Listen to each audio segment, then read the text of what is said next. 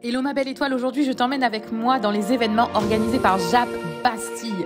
Donc j'ai trop hâte de partager ce qu'on a fait au mois d'octobre. Donc au début du mois, on a eu une rencontre entre femmes avec J'appelle sur la thématique Un cœur forgé par l'épreuve.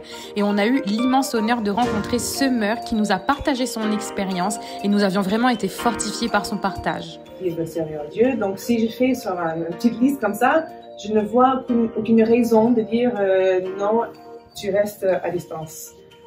Parce que c'était un gars avec qui j'aurais pu sentir en sécurité. Mais j'étais repoussée par cet homme qui n'a rien fait dans les faits. Et c'était quand je me suis rendu compte. Et alors qu'avec ma sœur Marine, nous nous rendions au week-end Jap le 28, 29 et 30 octobre, nous étions vraiment en joie et heureuses de passer ce week-end, mais nous étions vraiment absolument loin de nous douter que ça allait être le week-end le plus transformatif de notre vie. Et coucou Marie.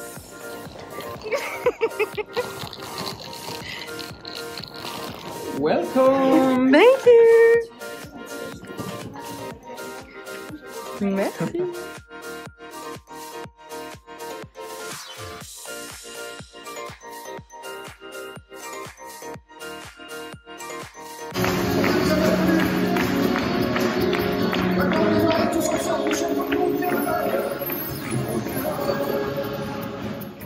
Curieuse de savoir comment mes frères et sœurs vivaient leur week-end Jap, je suis simplement allée à leur rencontre pour leur demander comment se passait le week-end pour eux. Hello Jade, alors si tu devais résumer ton week-end Jap en un seul mot, ça serait quoi? Alors je dirais accueil. Ok. Accueil parce que c'était trop bien de se retrouver tous ensemble. J'ai fait plein de rencontres personnellement. On était tous mélangés, on mangeait tous ensemble. Vraiment accueil. Ah super, bon ben bravo, merci.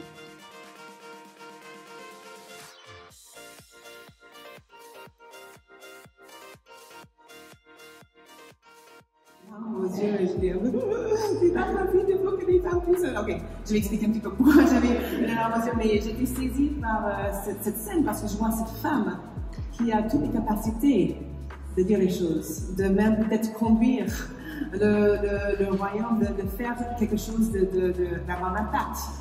Et puisque c'est une femme, il fallait qu'elle garde le silence. Elle n'a pas le droit de parler.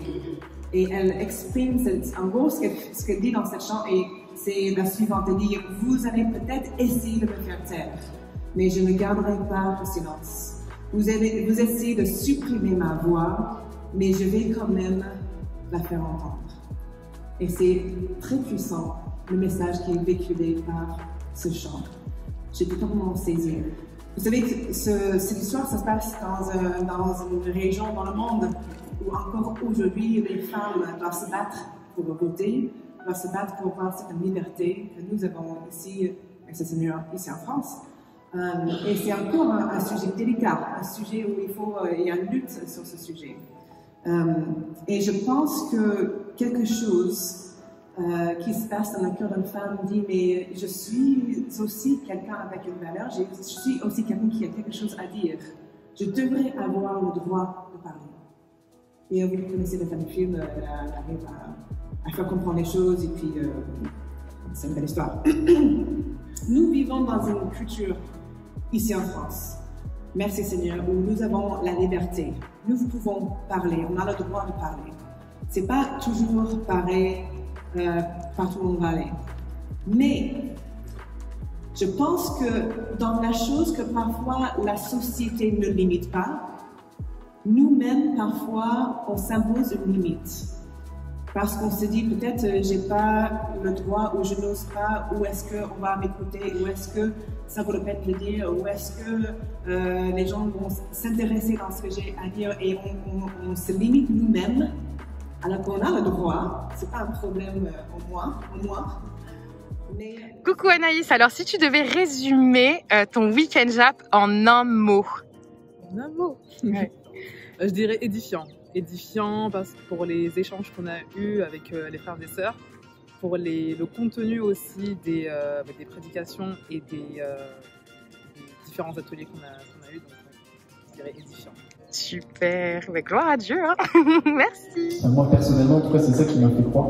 C'est de voir d'autres personnes être guéries et de dire, bon, bah, si c'est possible pour elle, c'est possible pour moi, ou c'est possible encore. Et de chercher ce que dit la Bible, etc. Mais ouais, de chercher en fait la vérité, tout simplement. Et si c'est vrai, bah, on va voir les guérisons. Et qu'est-ce que dit la Bible concrètement sur la guérison? La Bible parle dans l'Ancien Testament de guérison, mais dans le Nouveau Testament, nous sommes aujourd'hui sous la grâce. Aujourd'hui, il y a déjà eu un accomplissement à la fin. Alors, qu'est-ce qu'elle dit particulièrement sur la guérison? Est-ce qu'il y a une orientation même céleste à ça? Est-ce qu'il y a quelque chose qui nous emmène à voir même au-delà de simplement le fait de quelque chose de maintenant? Oui, c'est quelque chose que parfois on oublie en tant que chrétien, et pourtant, si on ne croit pas à la vie éternelle, on ne peut pas être chrétien.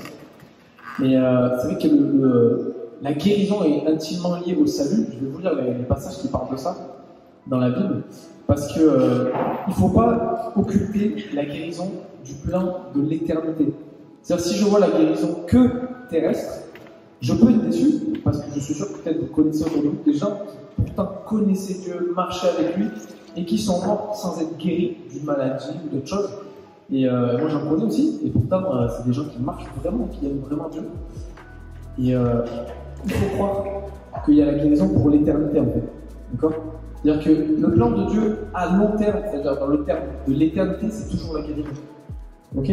C'est juste qu'après le timing, les oppositions, on va en revenir dessus, mais ce que moi je fais, les malédictions, d'accord, les esprits mauvais, le péché tout simplement, on subit le péché comme tout le monde, font que parfois je ne suis pas guéri ou pas tout de suite, ou pas guéri sur terre, mais le projet c'est d'être guéri pour toujours après. Amen. Okay, merci pour Amen.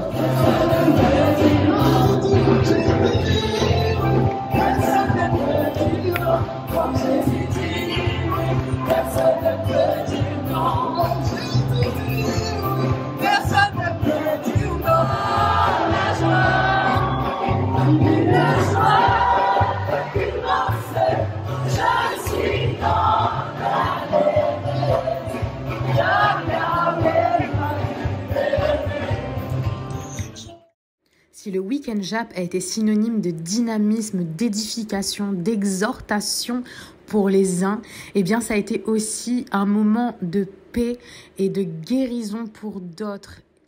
Salut Lydie. Alors si tu devais résumer ton week-end Jap en un mot. En un mot, je dirais bulle. J'étais vraiment dans une bulle et j'en avais besoin. Parce que c'est pas toujours évident, mais trop au boulot dodo. Donc du coup, vraiment, ouais, ça m'a permis de me recentrer sur Dieu. Amen. Voilà. Super, merci.